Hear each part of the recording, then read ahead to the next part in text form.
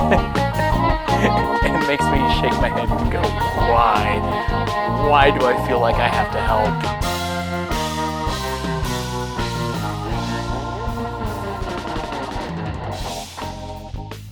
Hey guys, welcome back to the Untrained Unprofessional Workbench. I'm Nobody, and today we're going to do a part 2 of the unsafe Remington 721.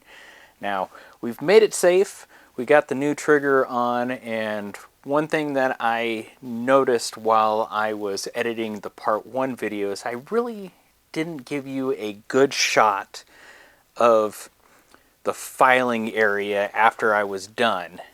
So let's go ahead and show you that. Starts right here and ends back here by my thumb. Gives the safety plenty of room to operate. As you can see, we got plenty of clearance. So that's the area that we took care of in part 1, and now it is functioning in a safe manner, so it's no longer going to kill somebody. Now, for part 2, I was originally thinking that it would be all about the bluing process and how that's done. And I was wrong.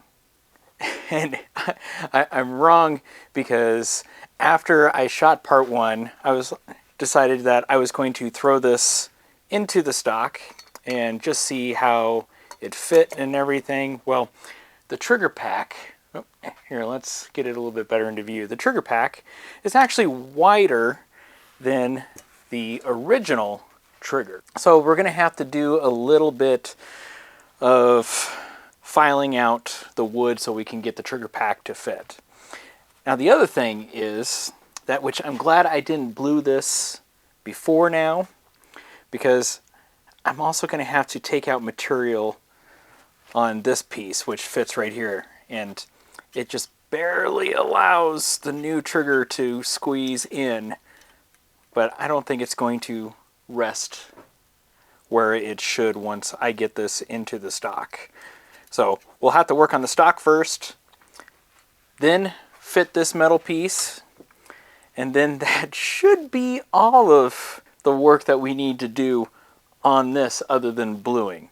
But I'll have to put it together and just make sure that yes, that is true. So where we're getting held up is this pin right here in the center of the trigger group. I'm going to take out material just about halfway on both sides for that to recess in. And I'm going to use the square file, that way I'm not taking out any more than I have to out of the stock. Because the last thing I want to do is weaken this stock any more than I have to.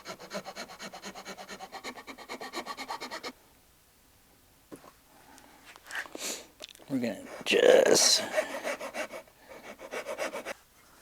close. Looks like just the rounded corners of the slot in the wood need to be squared off just a little bit.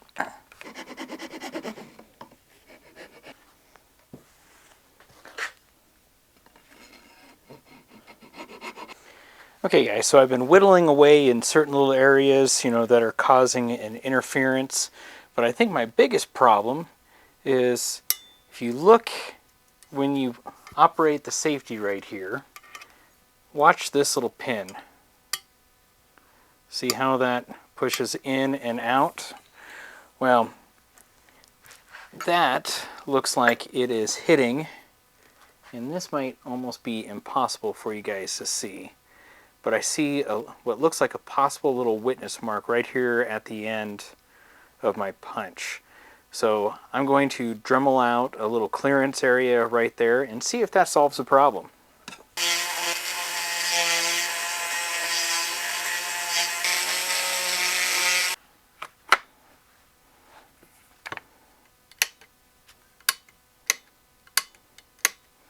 Yeah, that's nice and easy. Let's see if we have to do anything. Yep, we do. Okay. So it looks like I need to come back and on this piece, see where that little step is? I need to carry that farther over Alright, so I'm just whittling away at this thicker piece, and I'm using the safe edge of the file up against the back here, so that way it gives me a nice reference point, and I don't mar it up any more than I have to. Okay. Looks like we're about there.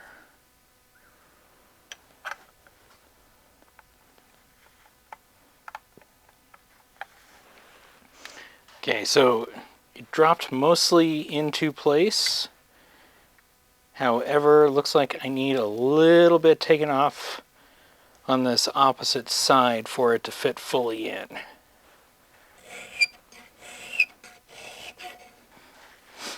So I got a clearance area right here where the bolt release is that I need to worry about.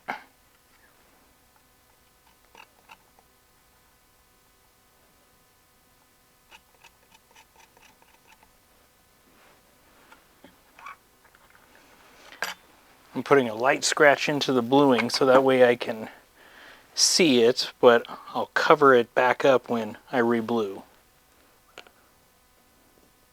So I'm using the corner of the square file to cut a line.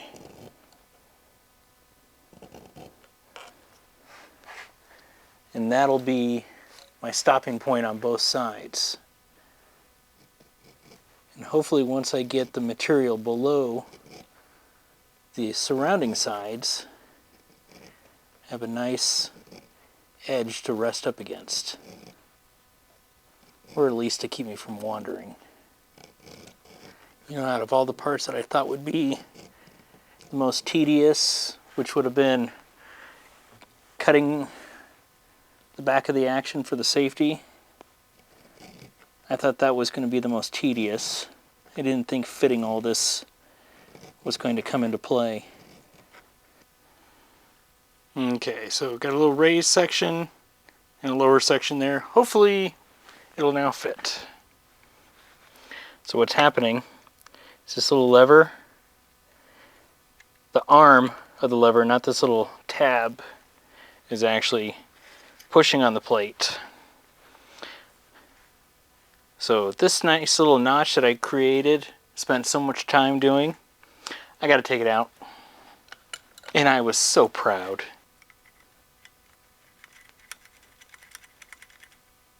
Okay, so that allows for clearance. So that problem is solved. Okay, I got the wonderful little bolt catch and the spring back in, which is fun. It is catching, and I'm holding the plate in place, but I can push and it releases. So it feels like I have articulation, so we are golden on that. Look at that. That's beautiful.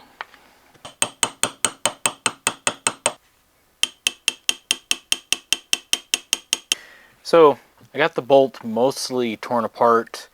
It was pretty entertaining, and it's not something you needed to watch. But what I'm doing is there's some little dings here on the knob, and I'm just kind of hammering a lot of the material right back into place and just smoothing the remainder with a little bit of sandpaper here. And I'm not too worried about it because I'm going to re-blue this anyway. So we should be able to get this looking really nice, but I want to make this nice and smooth and comfortable. That way there's nothing catching on the hand.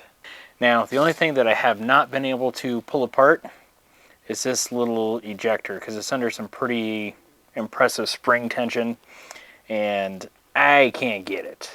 What I think I might do is order one of these 700 bolt maintenance toolkits from Sinclair. I have a 700, and probably not a bad idea to have it so that way I can fully disassemble the bolt without doing it in my redneck style that I normally do. And that way I can take this out, and I primarily want to take it out because, here, let's see if I can clean. There's oily rust, and I'd like to be able to clean out that that rust, and that way I can give it back to him in a better condition. Hey guys, it's the next day, and after what you just saw, I kind of played with the rifle a little bit, you know, just kind of check some fit and function things out, and I found more things that are problematic, and let's go over them. One, if you look at that trigger, it's actually hitting the trigger guard. Oh. Hey, good thing that bolt catch works.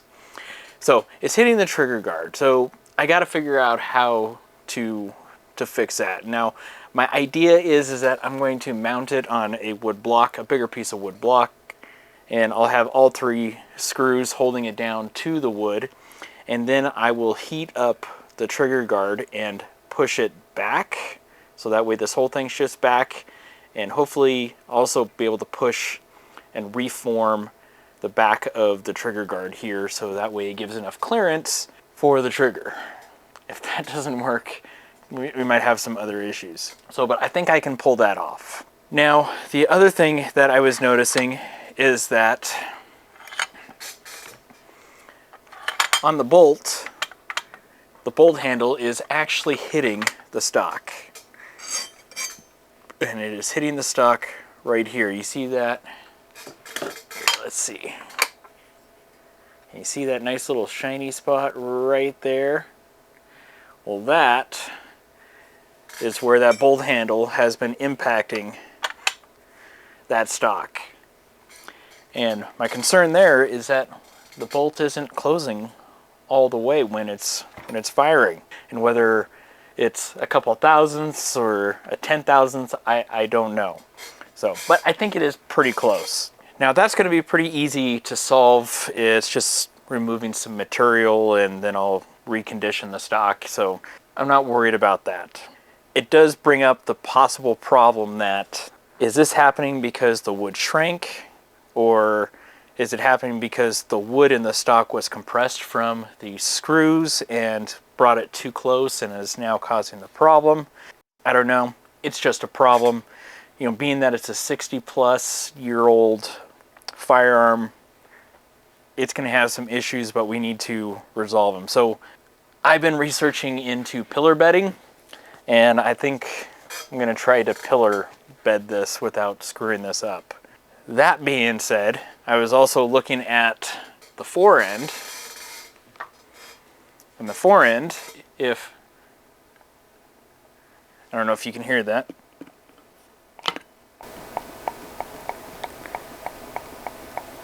Hopefully you heard that.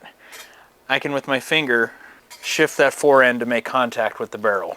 Going to free float this more. It has been slightly free floated, and you know, if you don't put any pressure on it, it's fine, but there is enough flex in it that if you were to set it on a bag or a bipod or really bear down on it, that it will touch the barrel and throw off its accuracy.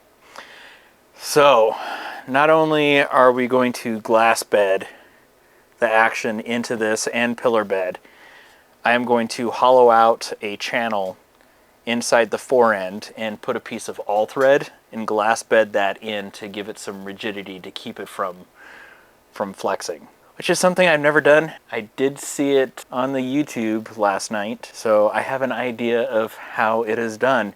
Thank you, Mr. Larry Potterfield, Midway, USA. That is the plan going forward with the project that tends to continuously provide me with tons of joy and learning opportunities. This will be part 3. We'll blue it sometime by part 10.